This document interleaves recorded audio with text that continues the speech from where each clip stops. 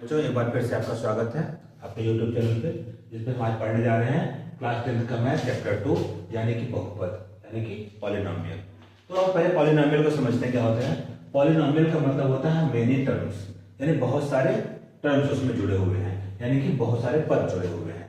तो टर्म्स यानी पद क्या होता है, ये होता है जब कोई एक नॉन वेरिएबल सपोज करो 2 और एक वेरिएबल सपोज करो कि x अगर जुड़ा हुआ है तो इसको क्या बोलते हैं, टर्म्स बोलते हैं।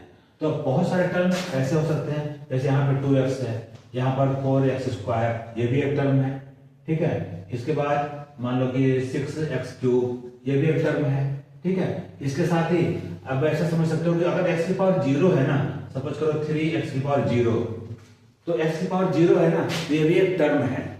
ये क्या है, एक टर्म है।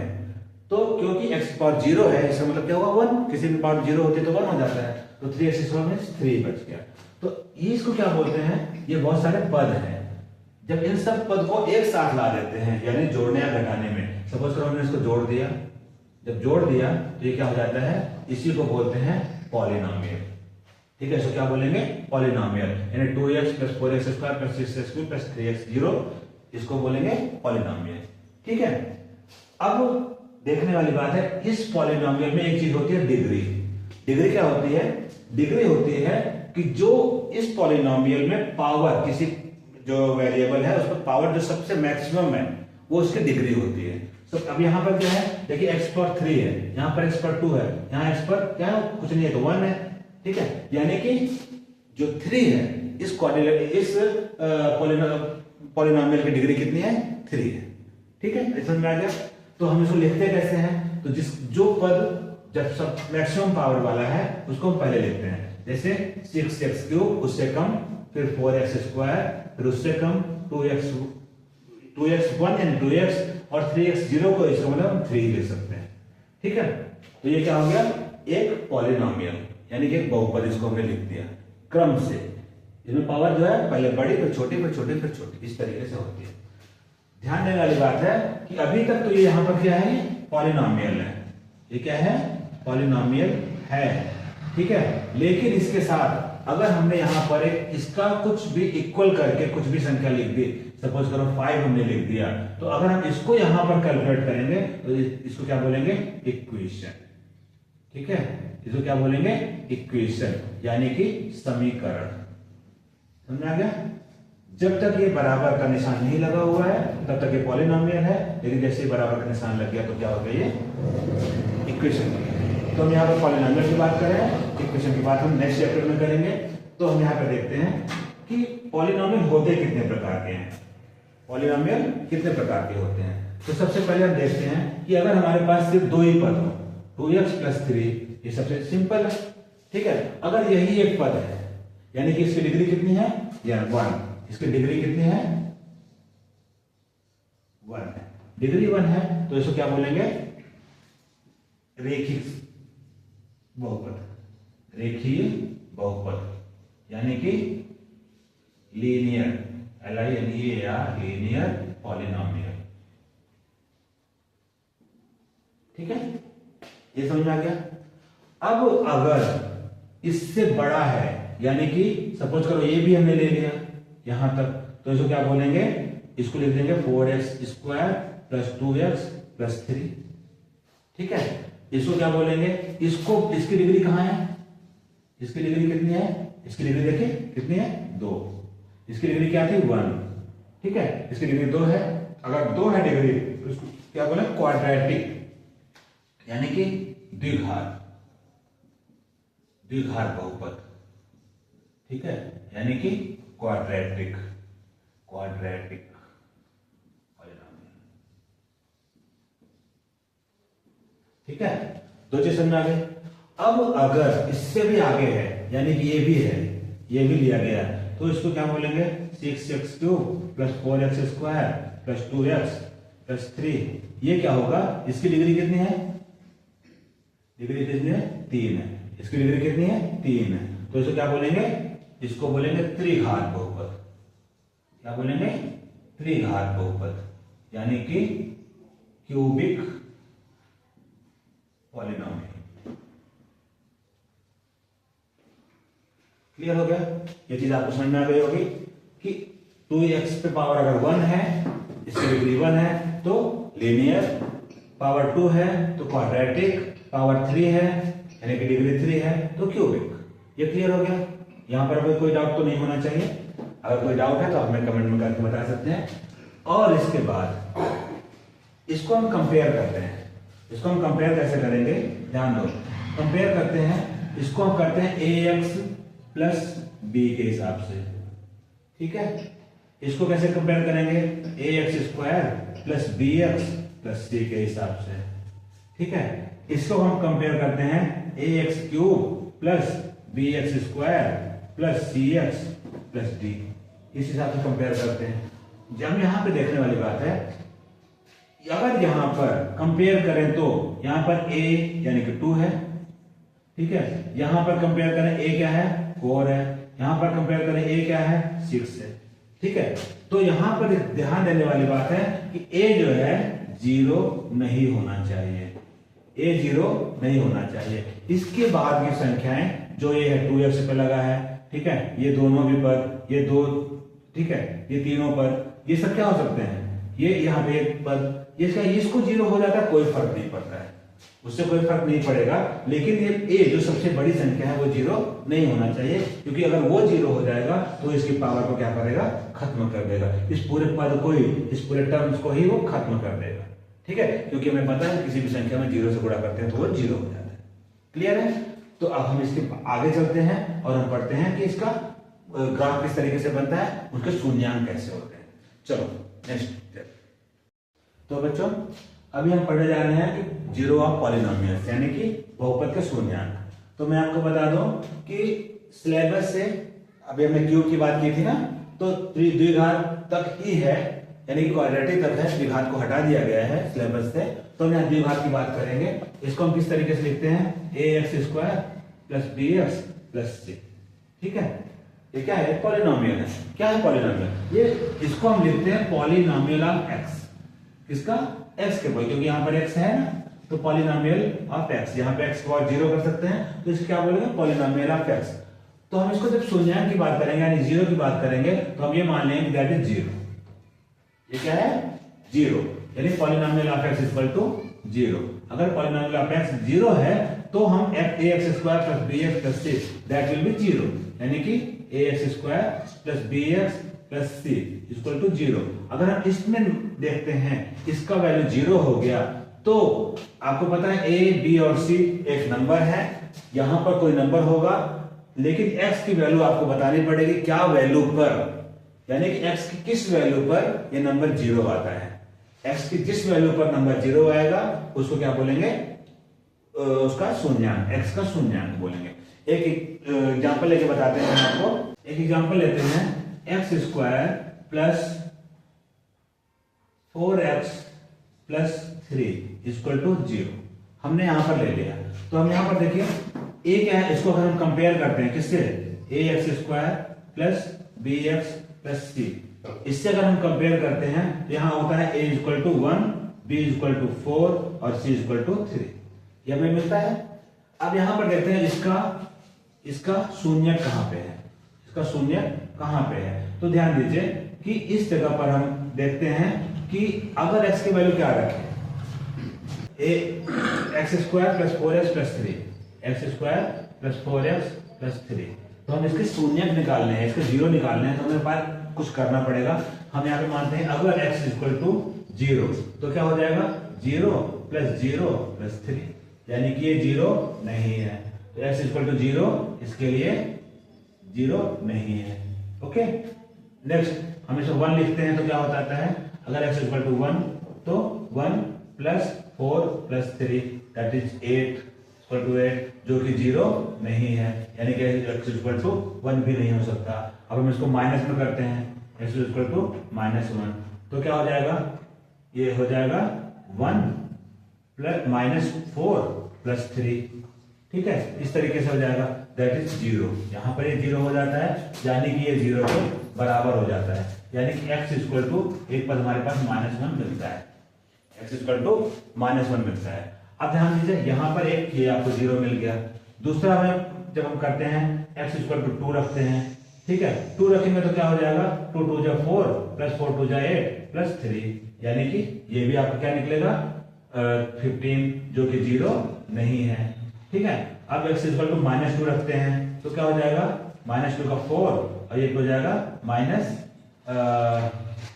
4 2 जा 8 और प्लस 3, ये क्या हो जाएगा, ये माइनस में हो जाएगा ना, माइनस में था तो क्या हो जाएगा 7 - 8 इक्वल टू -1 जो कि 0 नहीं है। आप समझ रहे हैं ना। नेक्स्ट क्या हम देखते हैं, अगर x इक्वल टू 3 रखते हैं, x इक्वल टू 3 रखते हैं तो क्या हो जाएगा 3 3 जा 9 और प्लस 4 3 जा 12 प्लस 3, दैट इज कितना हो जाएगा 12 टू 24, ये भी 0 नहीं है। नेक्स्ट समझ में आ रहा है ना। और इस टू इसको -3 रखते हैं तो क्या हो जाएगा 9 और ये -12 plus 3 that is equal to 0, ये इसका 0 है। तो आपको समझ में आना चाहिए x इक्वल टू -1 रखने पर एक 0 आता है और x इक्वल टू -3 रखने पर एक 0 आता है। आप इसको समझ गए होंगे। तो इस तरीके से जब आप कैलकुलेट करते हैं, आपको बेटा 0 निकालना है तो आपको इस तरीके से ही कैलकुलेशन करना पड़ेगा, ठीक है। तो आप इसको देखिए कि इसकी आपकी क्या वैल्यू क्या निकली, x equal to -1 and x equal to -3, दो जगह पर रखने के बाद आपका वैल्यू 0 हो जाता है, ठीक है। तो इस तरीके से आप इसके 0 निकाल सकते हैं। एक क्वेश्चन आता है, आपको बता दूं, इस तरीके से बच्चे क्वेश्चन पूछा जाता है जहां पे आपको कोई एक इक्वेशन दिया होगा, आपको उसके 0 निकालने पड़ेंगे, ठीक है। तो हम आगे ग्राफ के बारे में बात करते हैं इसके, ठीक है। तो बच्चों अभी हमने इसका शून्यांक के बारे में पढ़ लिया, अब हम इसको ग्राफ के बारे में समझते हैं।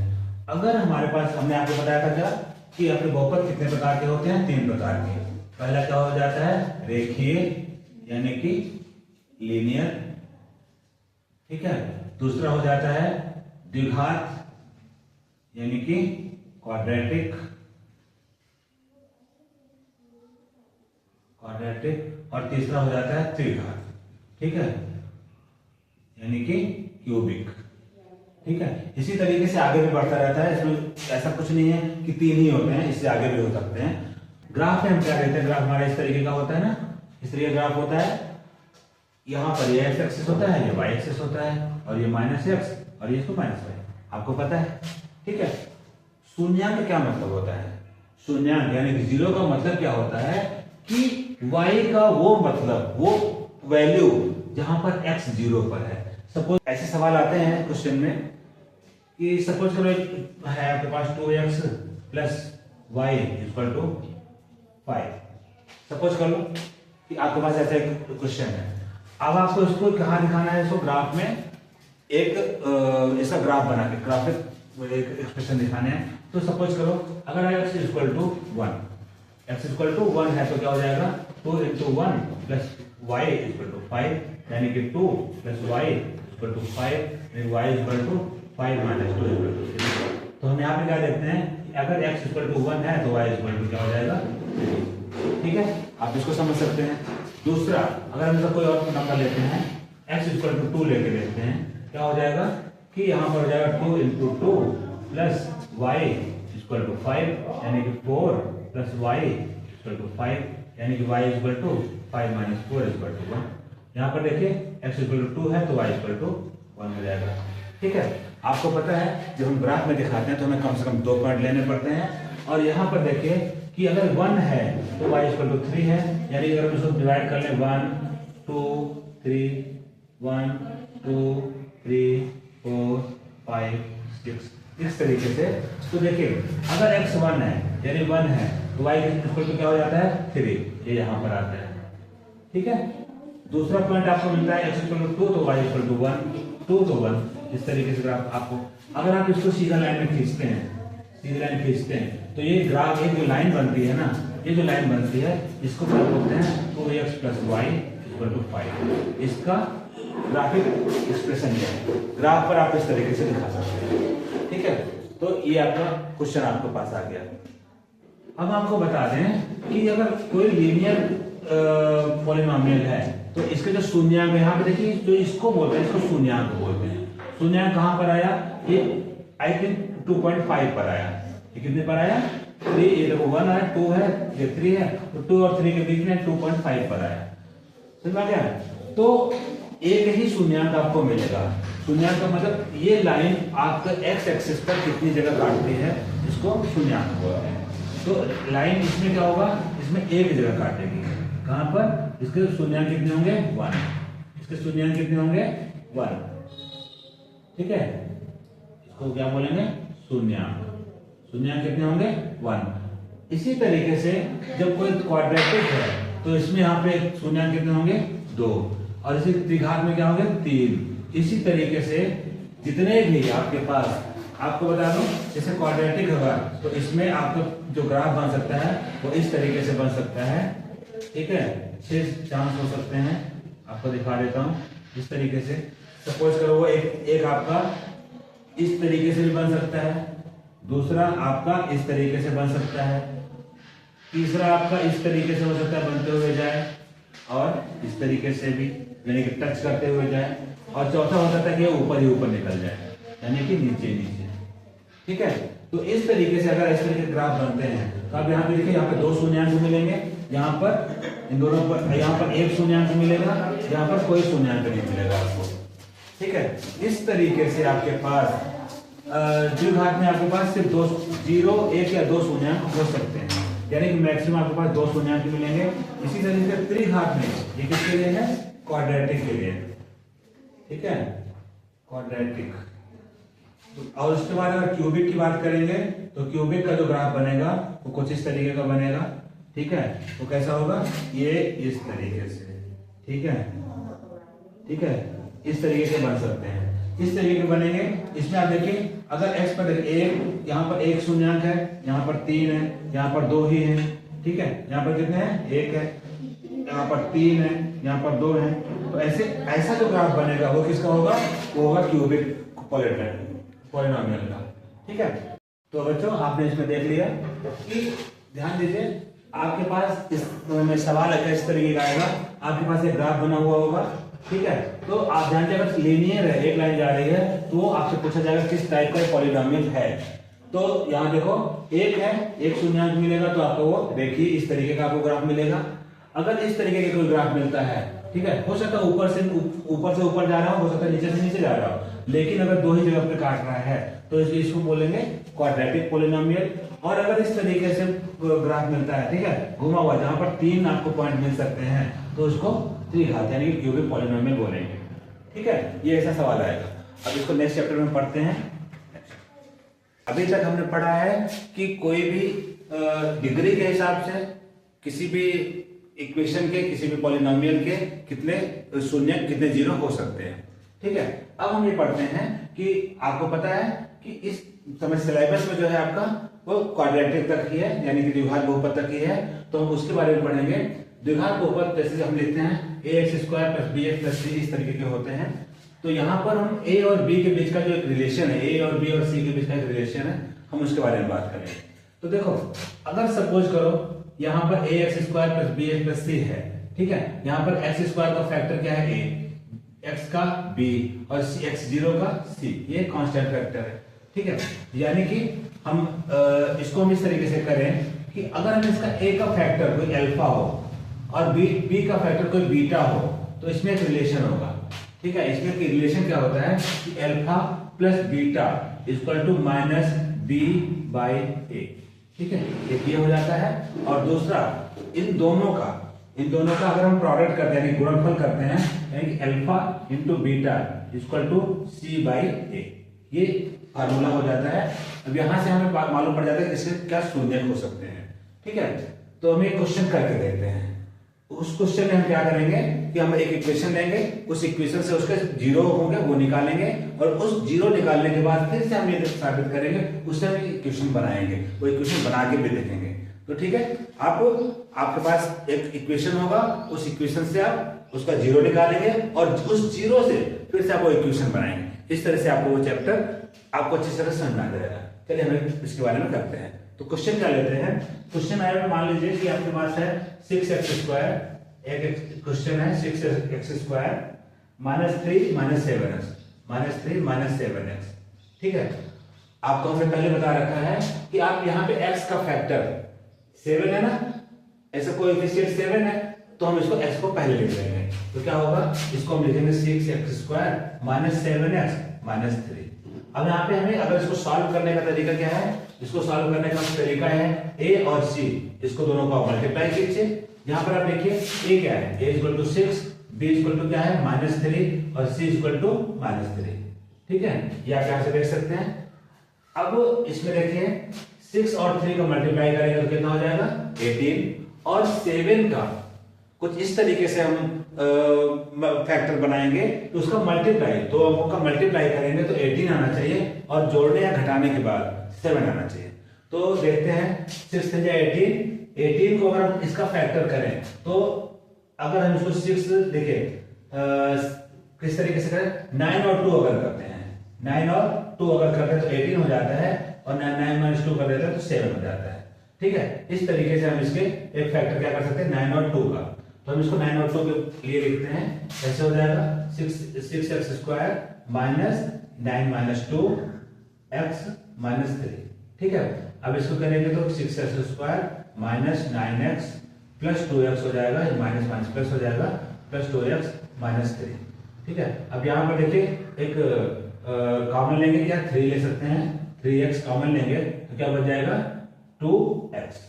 ठीक है, 2x बचेगा, और यहाँ पे क्या बच जाएगा -3। ठीक है, एक यहाँ पे कॉमन, और यहाँ पे क्या हो जाएगा, यहाँ पे हम क्या कॉमन ले सकते हैं, कुछ भी नहीं है ना, तो यहाँ पे कॉमन हम 1 ले सकते हैं। क्या ले सकते हैं, +1 लेंगे तो क्या हो जाएगा 2x - 3। ठीक है, अब यहाँ से क्या करते हैं, तो यहाँ पर 2x - 3 कॉमन लेंगे तो क्या हो जाएगा 3x + 1। इस तरीके से अगर हम इनको 0 निकालते हैं तो क्या हो जाएगा 2x - 3 = 0 और 3x + 1 = 0, यानी कि x हो जाएगा, ये इधर जाएगा 3/2, और यहाँ पे x क्या हो जाएगा -1/3। तो आपके 2 0 निकलते हैं, x के 2 0 निकलते हैं। ठीक है, अब इससे हम इक्वेशन बनाएंगे, तो हमारे पास एक फैक्ट है 3/2 और एक है -1/3। ठीक है, तो हम इसको किस तरीके से करेंगे, आप ये देखिए कि हैं एक 3/2 और एक -1/3। अब हम यहाँ पे देखते हैं, इसको करके देखते हैं। ठीक है, इससे हम निकालते हैं क्या, alpha plus beta equal to क्या हो जाएगा 3/2 और प्लस -1/3, यानी कि 3/2 -1/3। इसका एलसीएम लेंगे तो 6 हो जाएगा, तो 9 - 2 = 7/6। ये अल्फा निकल आया। ठीक है, अल्फा प्लस बीटा ये हो गया।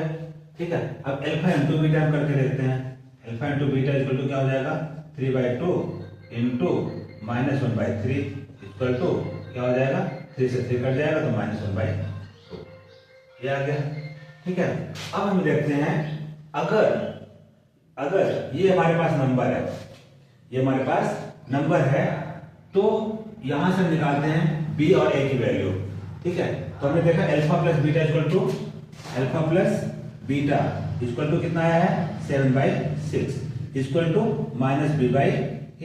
आप यहाँ पे देख सकते हैं, अगर a की वैल्यू, यदि a की वैल्यू 1 हम मान लें तो हम इसको b की वैल्यू, ये -b की वैल्यू निकल जाएगी, यानी कि b की वैल्यू क्या हो जाएगी -7/6। ठीक है, ये समझ में आ गया। अब दूसरा देखते हैं अल्फा इंटू बीटा करने के बाद हमारे पास क्या नंबर आता है c/a। यहाँ पर भी हम ये मानते हैं कि -c/a क्या हो जाएगा, c कितना है, a का बेटा c, यहाँ पे आ जाएगा -1/2, और यहाँ पर भी अगर a की वैल्यू 1 है तो a की वैल्यू क्या हो जाएगी c/a, यानी कि c = -1/2। इस तरीके से निकल जाएगा। आपको समझ में आ गया। अब यहाँ पर देखिए, इससे हम क्वेश्चन बनाते हैं। a की वैल्यू आपके पास निकल के आई, अगर 1, a की वैल्यू 1 है, यानी कि1x², उसके बाद -7/6 bx और फिर -1/2। ठीक है, ये आपके पास एक इक्वेशन बन गया है। अब एक इक्वेशन में तो डिवीजन में कुछ नहीं होता, तो हम यहाँ पे क्या करेंगे, यहाँ पे 2 है, यहाँ पे 6 है, हम दोनों को क्या कर सकते हैं कि 6 से मल्टीप्लाई करते हैं। 6 से मल्टीप्लाई करते क्या हो जाएगा 6x² -7 × 6 = 42x, sorry 7x, 6 multiply करने से आ जाएगा ना 7x, और ये 2 6 जा तो यहाँ पे 3 हो जाएगा, तो ये हो जाएगा 6x² माइनस 7x माइनस 3। ठीक है, तो आपके पास ये देखिए ये इक्वेशन और ये इक्वेशन सेम हो गया। इस तरीके से आप इक्वेशन बना सकते हैं। उम्मीद है आपको समझ में आ गया होगा। Thank you. ऐसी ही लेटेस्ट न्यूज के लिए चैनल को लाइक, शेयर व सब्सक्राइब करें। धन्यवाद। भगदड़ के बाद चिन्ना